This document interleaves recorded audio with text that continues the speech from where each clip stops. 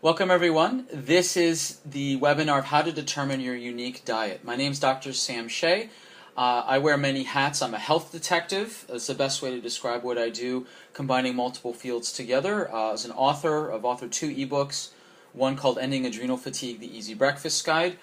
The other is called 7 Ways to Gain Less, which is how to unplug and live more. I'm also an acupuncturist, a chiropractor, a Fitgenes practitioner, what's called a functional neurologist, which is someone who diagnoses and treats more complex neurological as well as brain optimization for people. I've been in Whole Foods health and lifestyle coaching as well for over 15 years. And this webinar is to really clarify the confusion around diet and how to get really specific and granular about how to determine your own unique diet. So the confusion around diet is quite vast and quite large. We've got many people each touting their own special diets with their own justifications. Usually the justifications sound something like this. Oh, I was sick with this, and I tried this, and I tried everything, and it didn't work until I found the diet. And this diet is the best, and it worked for me. Look at me. Look how much healthier I am. And look at how wonderful it is and how congruent it is with nature or science or the culture or this book or scripture or this latest research study or whatever it is, and you should do it too. And that's the basic narrative of all diets. It's not good or bad, it's just the common theme. And it's confusing because you've got opposing views on all sides. Everything from, vegans versus paleos is the best example.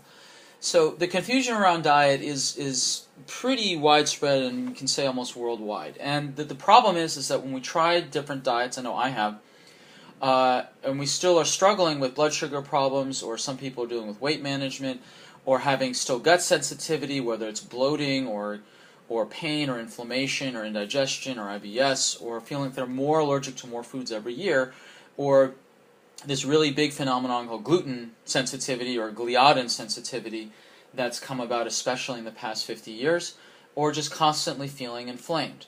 Now, this webinar is designed to clear that confusion, that we're going to cross-examine major diet trends. In fact, we're going to be looking at 16 separate diets, believe it or not.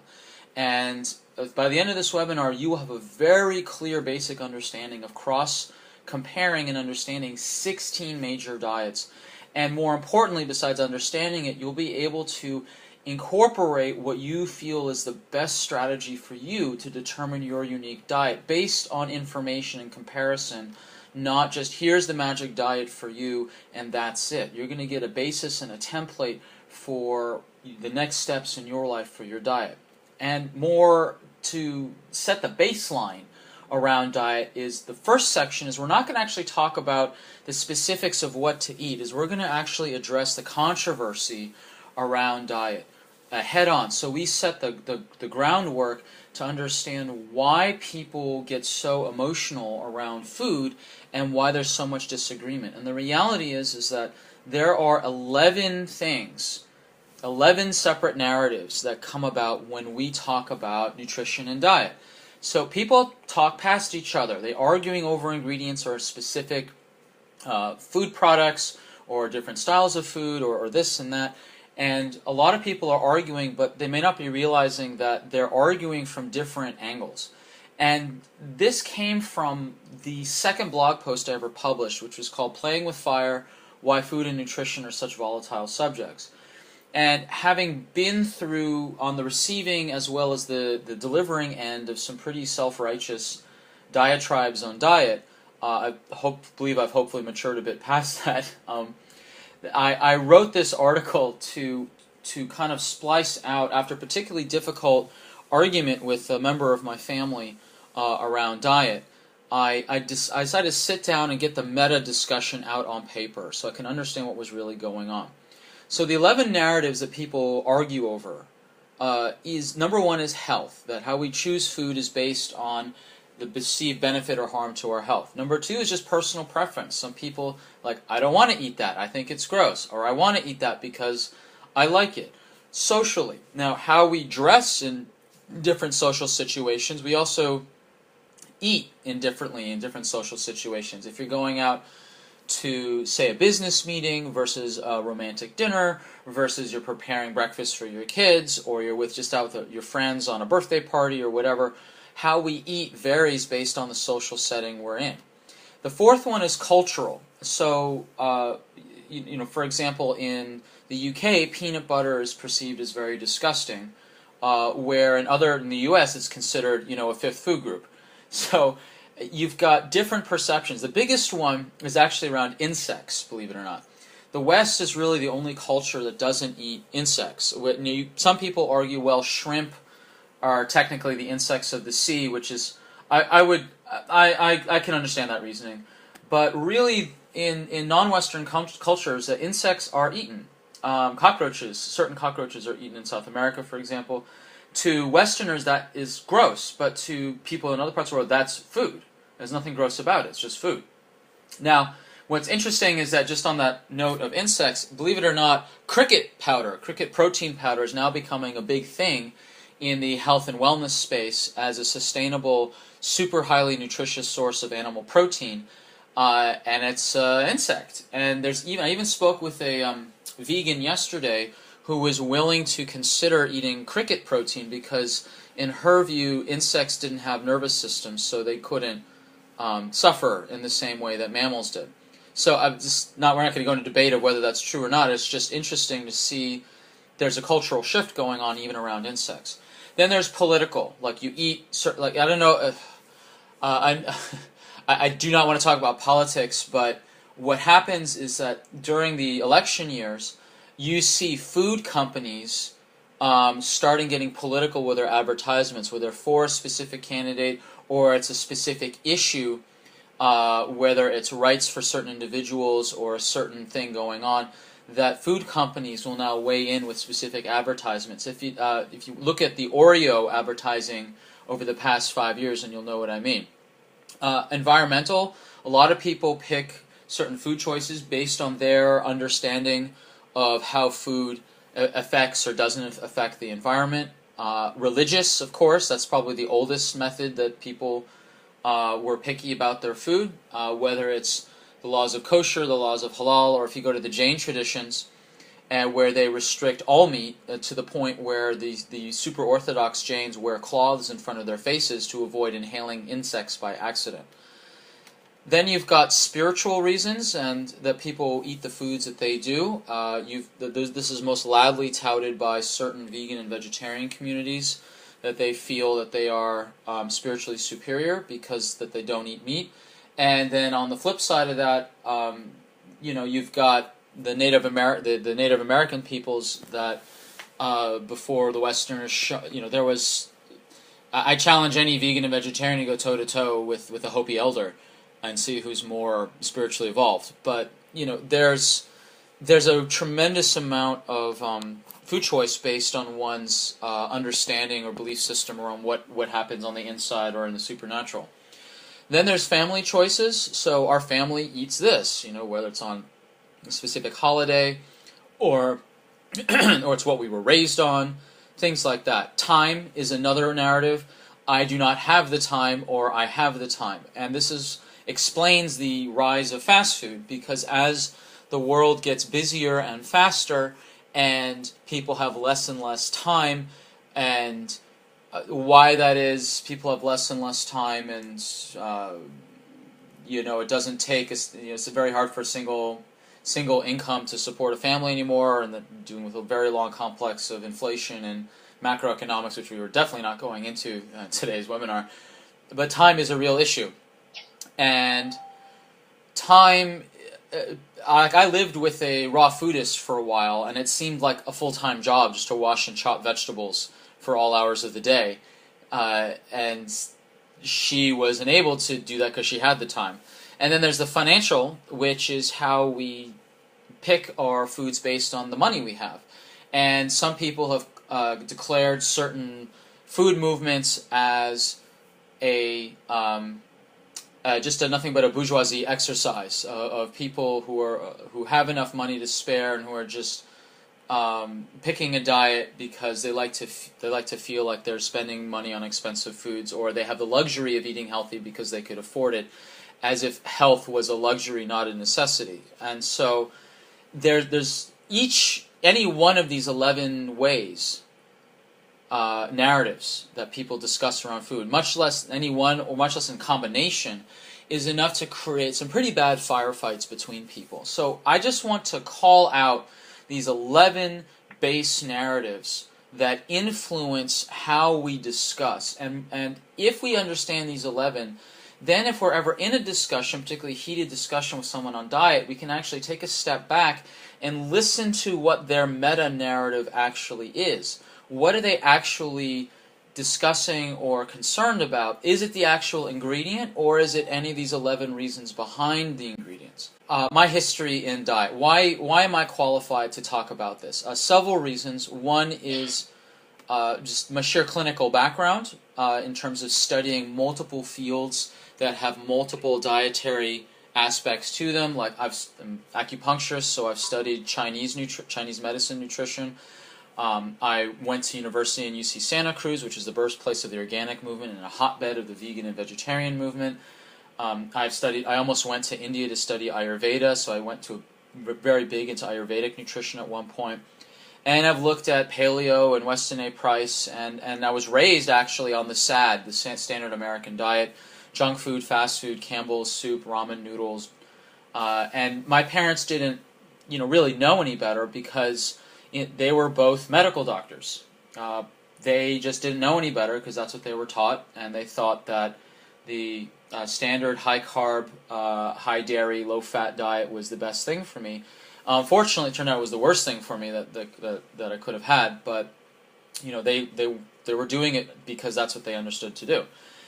I've taught nutrition since the year 2000, and with over 15 years of experience, I'm now going to be sharing with you also new research on genetic basis of diet, which has just come about in the past couple years, which has certainly rocked my world and has helped change the lives of several of my patients. And the good news about the genetic testing is that it actually weaves in seamlessly with all the other diets as an extremely important extra bit of information, but you can adapt the genetic reality that you're dealing with the existing diet you choose, and whatever the best combination of those 11 narratives that you go into. Now, here is the spectrum of diets. Now, I want to point out a couple things. Number one, you've got the list of diets on the left. There are 16 here. Vegan, lacto-vegetarian, lacto-ovo-vegetarian, pescatarian, albitarian, I'll explain what that is. Paleolithic, slow-carb, ketogenic, Atkins, blood type, metabolic, Mediterranean, FODMAPs, Weston A. Price, gluten-free, and CarbChoice. To the right column, this is the keyword oversimplified description of what these diets are. Now, you will have people who will argue and argue and argue over the nuances of all these diets, but the intention of this webinar is to give a very clear general understanding of the major diet movements, not to go in and argue whether or not honey is vegan, of which there are people who have yard-long blog posts on the subject.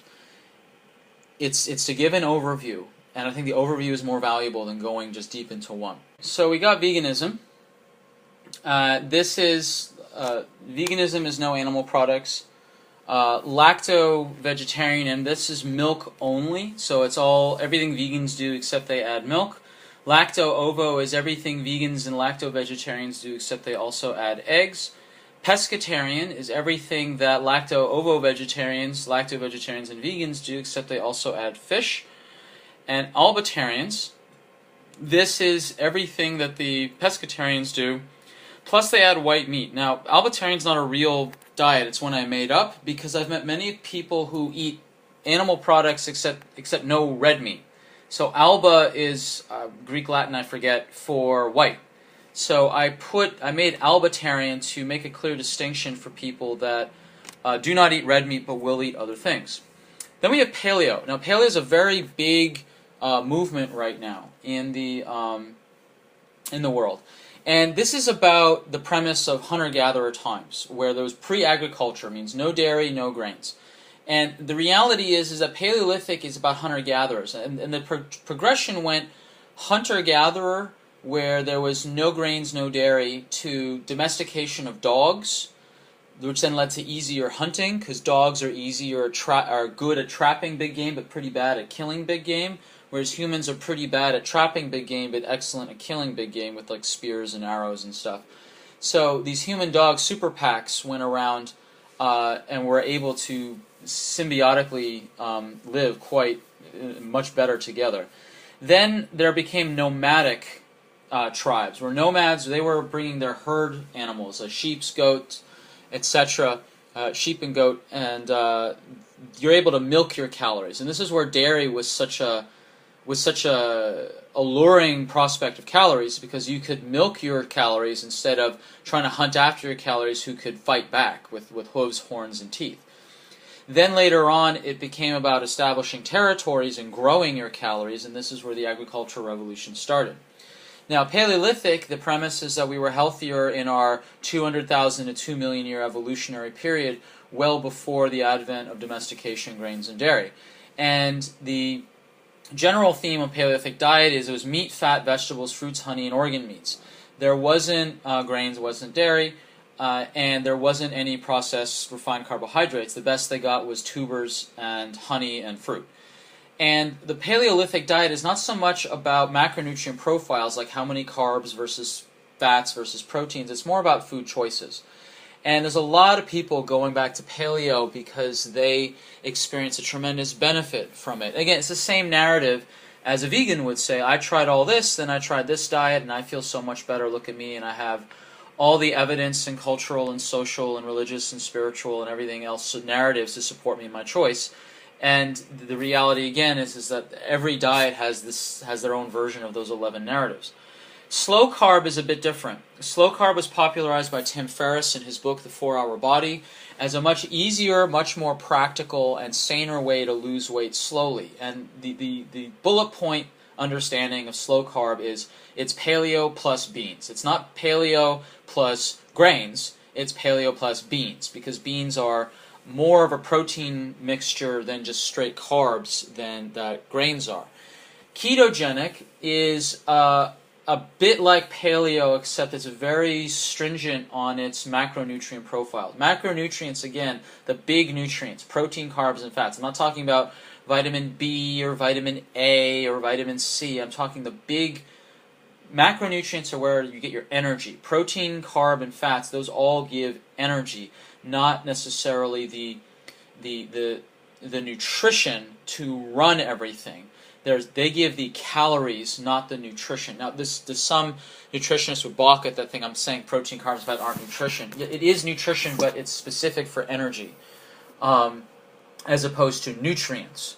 So the ketogenic, they put way higher fat and protein and very few extremely restricted starches. And this ketogenic diet is very popular amongst high-performance CEOs and athletes, and also epileptics. In fact, the ketogenic diet has been used in the Johns Hopkins University for over 80 years to deal with epilepsy, because the brain prefers ketones, which is a modified version of a fat, to run the brain as opposed to sugar. And when you get someone into ketosis, not ketoacidosis, that's dangerous, that's what diabetics go through. Ketosis is very different than ketoacidosis. And if you hear a medical doctor saying ketosis is dangerous, they're not making the clear distinction between ketosis and ketoacidosis, which is really scary for diabetics. It's a different process.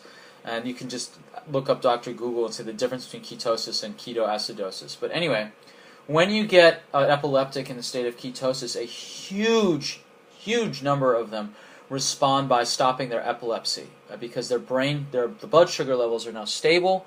There was a movie, I believe, called Lorenzo's Oil with Meryl Streep that talked about that was a drama around this. Then you've got Atkins. Now, Atkins was kind of the first big popular movement to promote high fat and high protein, but the problem is that he didn't have any attention to quality or vegetables, so you got people eating, junk cheeses and junk sausages and developing kidney problems. And right now the Atkins movement has been pretty much co-opted by, soy-based food bars and other junk, and Atkins has gone a pretty sad death in the sense of where the diet has actually gone. Then you got blood type diet. Now, blood type diet's also very popular. The premise is that there's 4 different blood types, which all, genetically through the ages are essentially based on the different diet types. So you got, O, A, B, and AB, and they vary from caveman up to almost vegetarian. And a lot of people have gotten a lot of benefit from it. And the problem I have with the blood type diet is that it didn't really match anthropology, in the sense that there's truth to it, but I don't think as much truth to it as people really should give it credit for. And the reason is that when I was in university, I was taking a genetics class, and they put up this wonderful slide, and I don't know where to find that slide anymore. I wish I had a copy of it. And it showed 15 or 20, I can't remember, blood type profiles, ratios, like what was the percentages of blood types amongst native cultures? Because in the 20s and 30s, there were still native cultures that were untouched by the West, and however, they convinced them were able to get blood typing profiles on the tribes. And there was only one tribe that had a pure blood type. All the others were mixed. So, if type O is very, paleo meat based, and one of the others is very vegetarian based. Here's what didn't happen around the campfire 200,000 years ago. You know what, Mom, I'd love to eat that wildebeest, but I'm type A. It didn't happen. People didn't know their blood type. So to say that when you're in a hunter-gatherer society, you eat what is available. Yes, there are times of feast where you have lots of choices, but a lot of times there aren't. So you eat what's there. You don't have the luxury of picking what you can eat based on your blood type. Then you've got the metabolic diet. Metabolic diet's also very popular, and I think deservedly so. And it's not based on your genes, it's based on your metabolism. So your metabolism is, your genes do determine your metabolism, but it's a functional type of genetic expression where you look at your ability to cope with carbs, a mixture of carbs and fat, and then the pure protein fat types. Now, I'm a protein fat type, which means that I'm a fast oxidizer or a fast burner. So I do very well on super dense calorie foods. Like I'm a member of Business Network International, and when I go to the BNI meetings, I bring and put on the table my extra jar of coconut oil to put on my food, because I know from very personal experience as well as genetic testing, I do way better on higher fat foods. So, because I burn through it quickly. Now, if I were to eat a very concentrated carb diet, I'd be loopy and anxious and jittery and have blood sugar crashes because I burn through it too quickly. So, like, carbs are your kindling, mixed type is kind of like small logs, and protein fat, those are big logs. If you've got a metabolism that's a constant furnace like me, I need a constant source of big logs to be able to keep me going. If I just put a little bit of kindling in, I'm going to fizzle out and just crash. So that's the protein fat type. Now the carb type, those are the people that are very slow metabolism. So if you give them big logs, they're not going to be able to digest them. They're going to feel heavy and lethargic and foggy brained. And then you got the people in the middle who are kind of a mixture. And there's some very interesting ways to check what type of metabolic diet you have. So, for example, if you have warm hands and warm ears, you're most likely a protein fat type because you have a very high metabolism.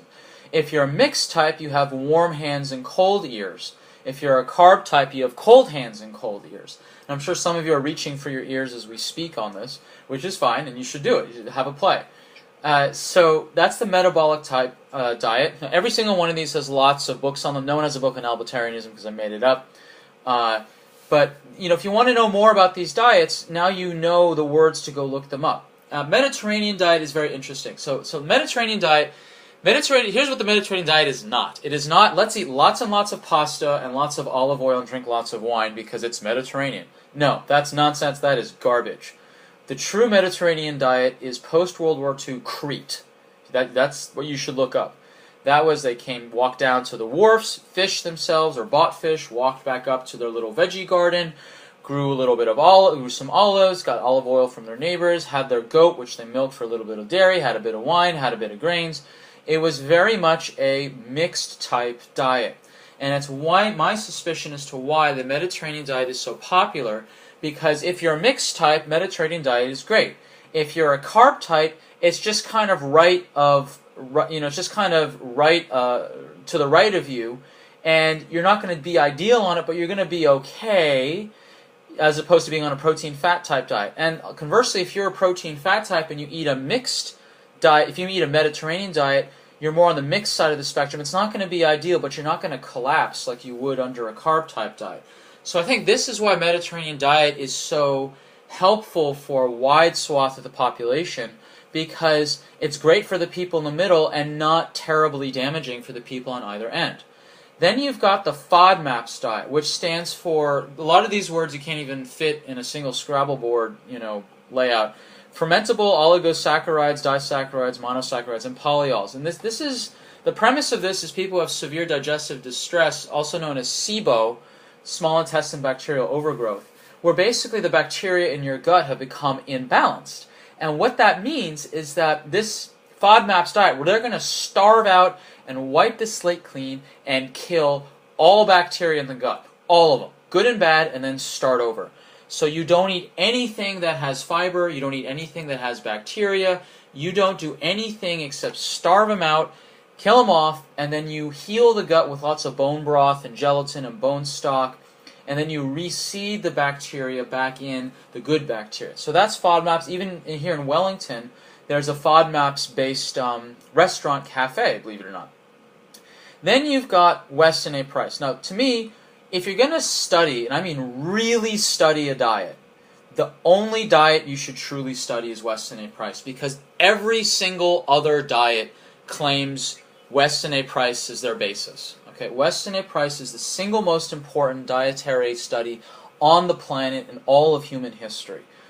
Weston A. Price was a dentist in the 20s and 30s, and he was seeing a tremendous dramatic breakdown in people's health and well-being and dental structures and cavities and deformities in their jaws, but it wasn't in the parents, it was in the children. And what he realized is the Roaring 20s was the time of all these new foods, canned foods, packaged foods, new oils that didn't exist before, preservatives, everything else. He thought it was the food, so he had the great idea of traveling around the world to find completely untouched native cultures, and would take his camera and look at their facial structure, their jaw, their teeth, and their diet, their sturdiness, the longevity, and the age demographics of the tribe, and compare it to neighboring tribes who had the same genes, same culture, same weather, same dietary choices, but those neighboring tribes got infiltrated by the missionaries and traders with their new Western foods. And he saw the tremendously stark difference in one generation of the health, skeletal, jaw, and skull structure of the new generation. And it matched what he was seeing in Cleveland.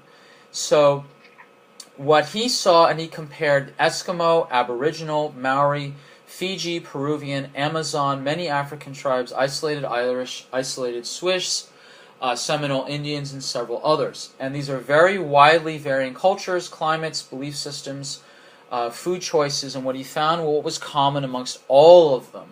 And what he found is that a much higher fat diet than what people were doing in the 20s. They had much higher density in terms of nutrients. He actually had a lab where he was testing vitamin and mineral content. Way higher quality. They all had organ meats. There was not a single vegan culture that he ever found, despite his great attempts to try to find them. He thought he found one on an inland tribe on an island because they were at war with the coastal land tribe on the same island. But even in times of great war between the two tribes, there would still be secret trading at night between the two tribes, choice plant foods from the mountain for fish from the ocean. All these cultures did something with bones, whether they boiled them down or ground them up into paste and powder, fermented vegetables, cultured dairy, soaked their grains, nuts. Now, not every culture had dairy, not every culture had grains, but the ones that did prepared them in very specific ways. They soaked their grains overnight, they cultured the dairy, made them more digestible, soaked the nuts so it was more digestible. What do you call them? Acorns are toxic if you eat them, but if you run them in a stream for 4 hours, you remove all the toxic residues, and you're able to eat the acorns.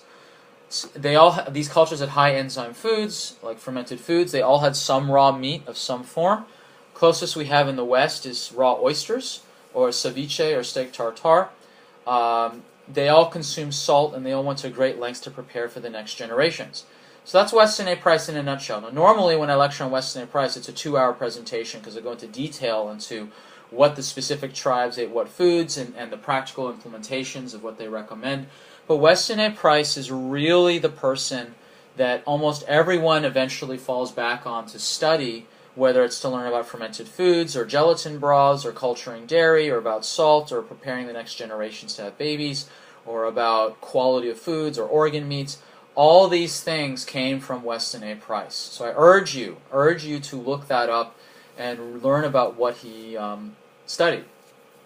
Next diet is gluten-free. So the mnemonic for the gluten-based grains is BROWS, B-R-O-W-S, barley, rye, oats, wheat, and spelt. Now note on oats, oats are actually have gluten by contamination because they're milled in the same places that the other gluten-based grains are milled. Now, I went gluten-free, and I got the most organic, biodynamic, wonderfully raised grains I could. Millet, quinoa, wild rice, teff, amaranth, buckwheat, whatever. And I was still having the same digestive problems I was having for 30 years: bloating, gas, pain, indigestion, really uncomfortable. And despite my switch from gluten to gluten-free and going all organic and all the rest of it, I was still having the same digestive problems.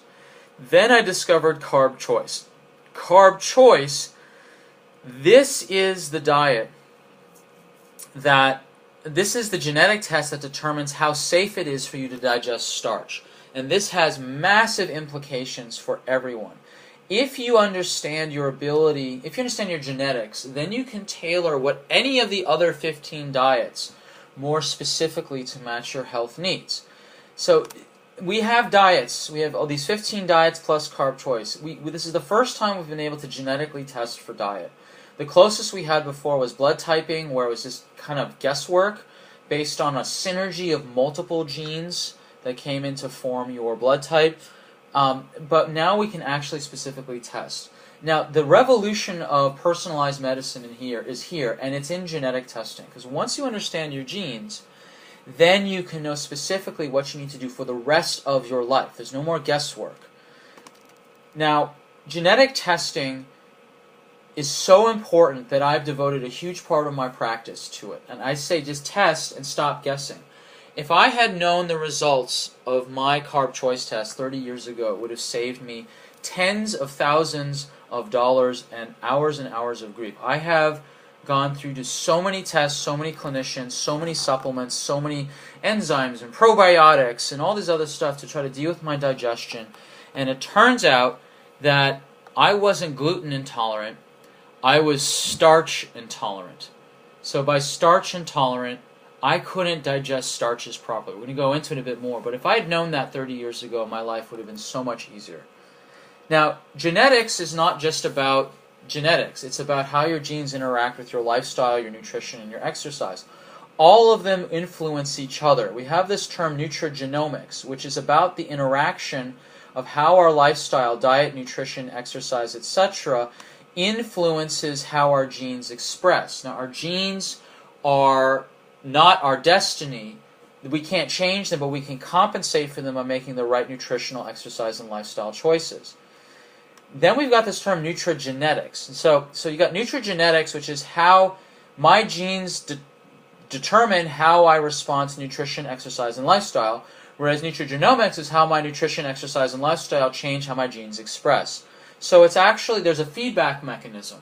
So you can change and influence how your genes express, but there is a baseline template for how your genes are going to respond to your lifestyle, exercise, and nutrition. Now, we have to look at this. The reason why is because our economy has no other choice. We are going to go bankrupt in a decade or so because we're having people living longer, but they're getting sicker. People who are living longer but are getting sicker are bankrupting, not only making their own lives miserable, but it's also bankrupting everyone around us. And it's a growing problem, and we have a huge epidemic of diseases. And we've got, the best way to describe it is it's the difference between health expectancy and life expectancy. Health expectancy is how long you live disease-free, and then life expectancy is from the point you have a disability to the point you die. Now, currently, in Australia, women have about a 20-year period where they live with a disability before they die. Men, it's a 17.5. Now, a third of those people live with a severe disability, whether it's a neurological problem, a cardiovascular, autoimmune, cancer, physical, whatever it is. So the idea is to move the dot forward, to increase your health expectancy, so that what you really want to do is to be like Paul Bragg here, who died at age 92 while on his surfboard, as opposed to the long, slow decay, which is what happened to my grandmother. She went through this very harrowing 10-year experience of decline of Alzheimer's, dementia, macular degeneration, osteoporosis, and paranoia. And it was extremely difficult for all parties. Her family, it was really tough. So again, that difference between health expectancy and life expectancy, and the only way to truly understand what you actually need for life is to understand your genes. The good news is we can now know what these genes are because we can do the testing, and it's really simple to do. This is another paper out of Australia showing how genetics contributes to 70% of the obesity issue, while environmental lifestyle factors contribute 30%. So if we know our genetic vulnerabilities, we can adapt our lifestyle accordingly. So it used to be that we thought that it was all about lifestyle, exercise, food, smoking, drugs, alcohol, stress, and polluted air and water that were contributing to health decline. But in reality, it's all of those things as interpreted through your personal genetics, which are going to determine your health expression.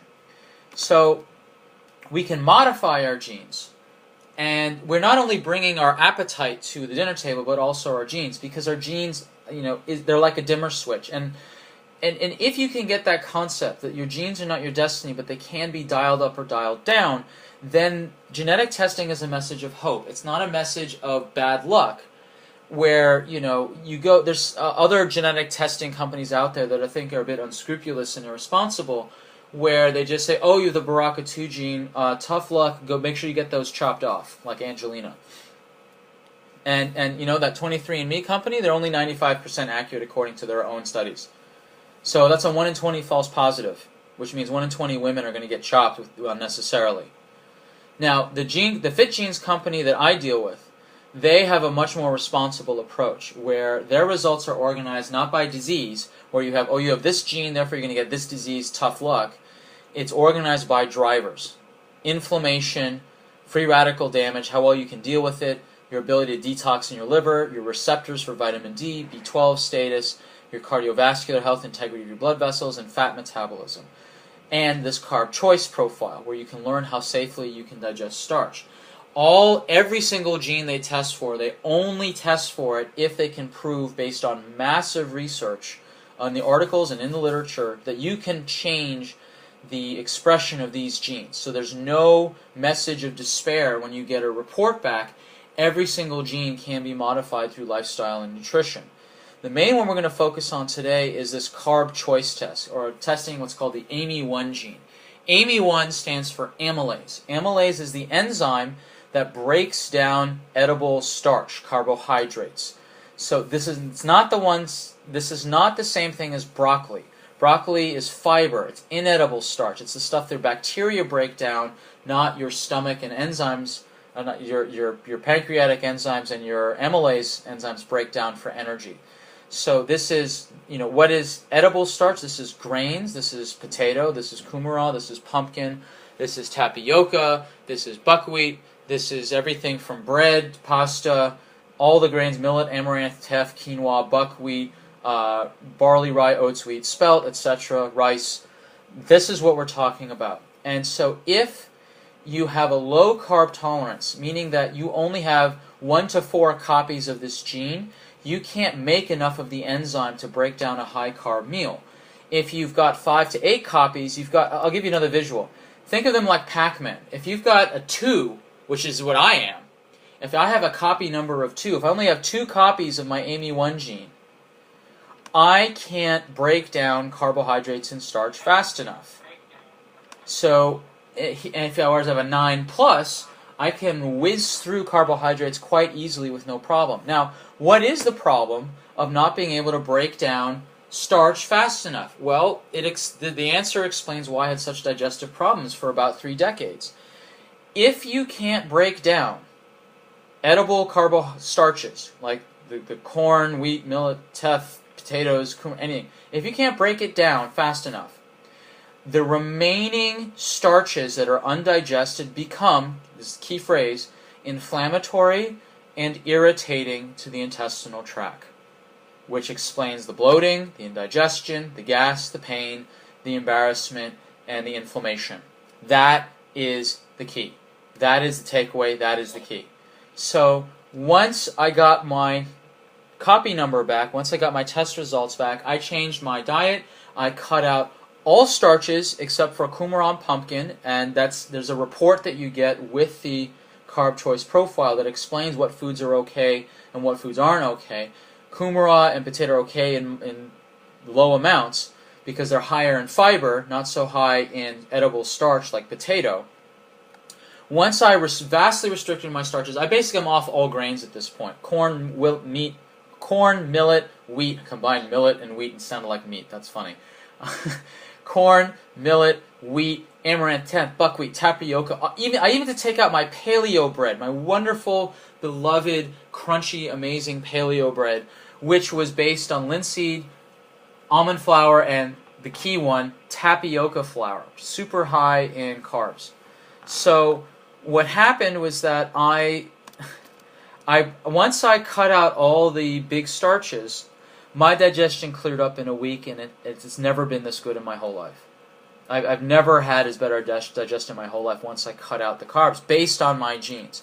Now, keep in mind, I had the most organic, whole foods, diet that you can imagine, and I was still having intestinal problems. I was not gluten intolerant, I was starch intolerant. That's the big deal. Now, people who now know, like myself, what my copy number is, I'm a 2, that means that I now know my other macronutrients. I now know that I am a high protein, high fat. If you know what your carb tolerance is, then you automatically know what the other macronutrients are, protein and fat.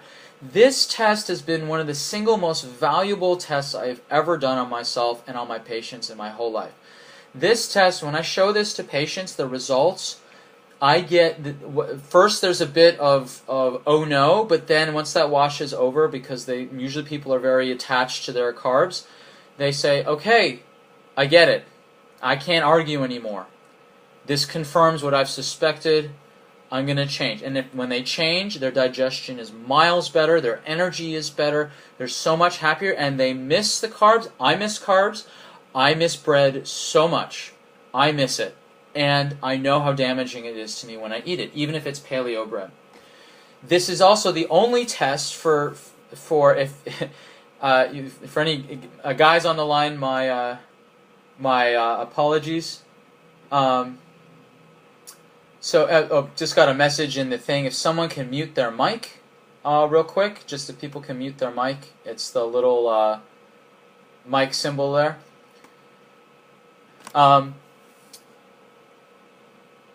This is the only genetics testing for those. You'll forgive me for any fellows on the line. This is the only test that blokes will actually listen to, because it's genetic. It's inarguable. It's not like, oh, well, it's a cortisol test. It's up and down. Well, that will vary, and then they'll start arguing. No. It's genetics. It doesn't change. You don't ever have to retest this. That's the other benefit of this test. You don't have to retest it. It's hardwired. It doesn't change.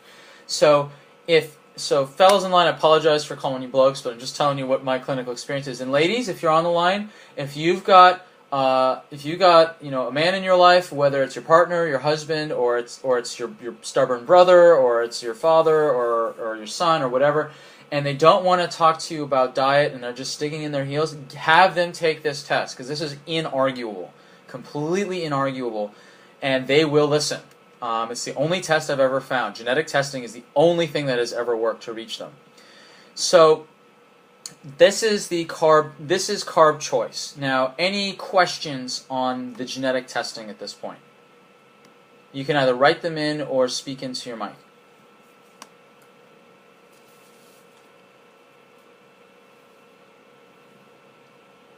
Okay, so we'll cover. Okay, we're going to cover. I got a special for people that ever hear me live, or people that come onto my webinars or see me live. I always give a special discount for people that come live. I'll get to that in a second. The last thing I want to cover about diet is that it's not all about diet. So this is the 10 pillars of health. This is my model of how I treat people in the clinic, or my Skype patients, or my long distance patients, whether they're on the other side of New Zealand, or if they're in Australia, or the UK, or the US, or Canada. I walk people through this when they have private sessions with me, and you'll notice number 5, 6, and 7, this is the 10 pillars of health, that is where diet sits. Now obviously diet influences all the others, but diet is roughly 3/10 of the equation. If you want to get healthy, it's not just about diet. You have to look at your brain health. You have to look at your gut health. You have to look at your physical body and dealing with old injuries and chronic pain. You have to look at burst exercise and other forms of exercise. You have to look at your toxic levels, your nutrition, your breakfast. Bothers is your stress levels. You have to look at bugs, which is not only your gut bacteria, but if you've got mold in your house or parasites or other infectious issues going on. And you have to look at bedtime or your sleep.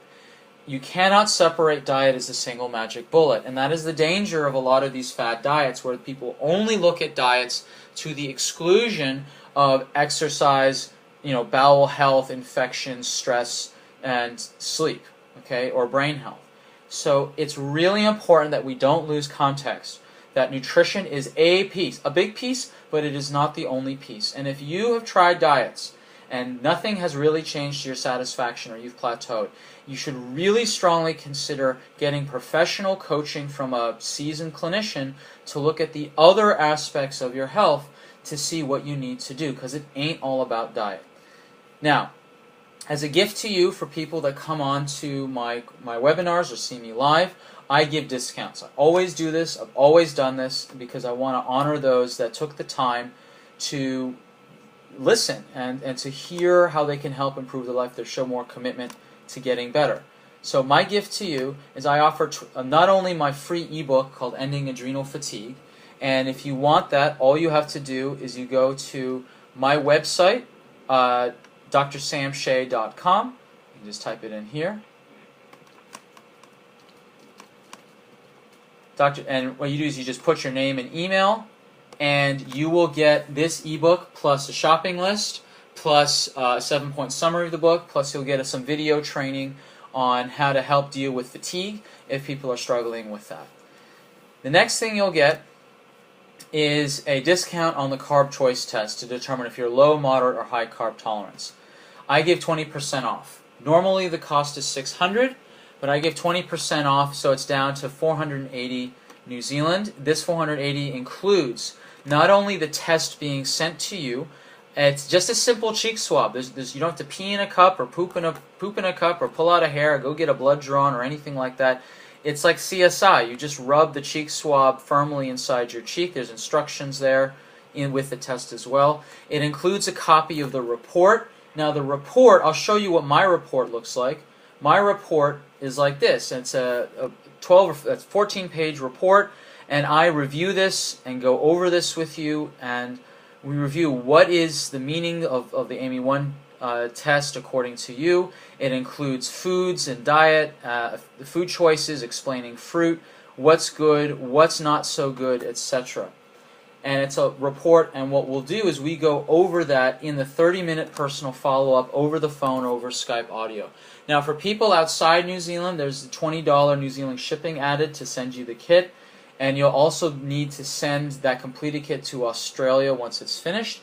New Zealanders, you don't have to. It comes with a pre-labeled envelope to send it to the distributor company in Napier to then send it on directly to Australia. So that's taken care of for you if you're in New Zealand. If you're outside New Zealand, it's just an extra $20 shipping. So that's the benefit. If you want if you want this discount, you go to bit.ly/CarbChoice and you enter the promo code CarbChoice and you'll get the 20% off. Now this deal is only available for a limited time. I would strongly recommend you buy this within the 48 hours to ensure you get the discount. Some people wrote in some questions, and these are the answers. I got 2 questions from the survey that I sent out ahead of time. One person asked, how many pieces of fruit a day is okay? And the answer is, fruit wasn't always available all year round. Hunter-gatherer time, fruit was around maybe a couple days to a couple weeks a year, a couple times a year, and that's it. So there wasn't any fruit that was available all year round, except in extremely rare tropical environments. Very, very rare. Or there were certain places where fruit was available many times around. And those were hotly contested areas in terms of warfare and tribal warfare around the earth. So very, very few places had fruit all year round. But in practicality terms, at most 2 per day, but don't overdo. And in fact, read my ebook, Ending Adrenal Fatigue. I have 2 pages just on fruit, and it explains the best types of fruits to have and in terms of the highest nutrition and lowest sugar load. And you should not kid yourself about dried fruit.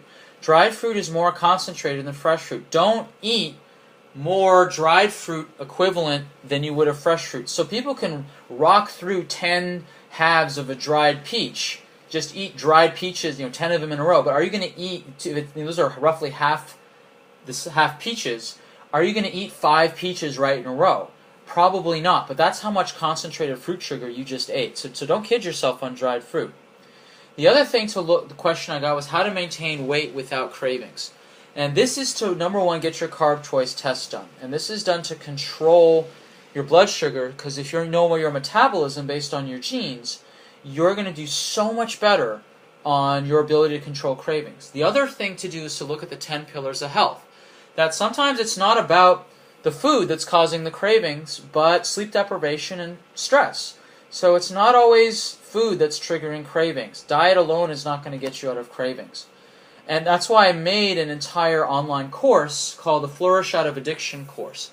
FlourishOutOfAddiction.com. That will take you to the information page to learn more about it. I have healed myself of sugar addiction, so I know intimately what cravings are about. I've also healed myself of video game addiction. I found that the process for dealing with those 2 addictions is the same as dealing with any addiction. It's the same 5-phase model called the BEAST model. So if you have concerns about dealing with cravings or sugar addictions or food addictions, get that course. That is the most complete course out there that is simple. It is secular, meaning anyone can do it. Just whatever your faith is, or if you're an atheist, doesn't matter. It's for everyone.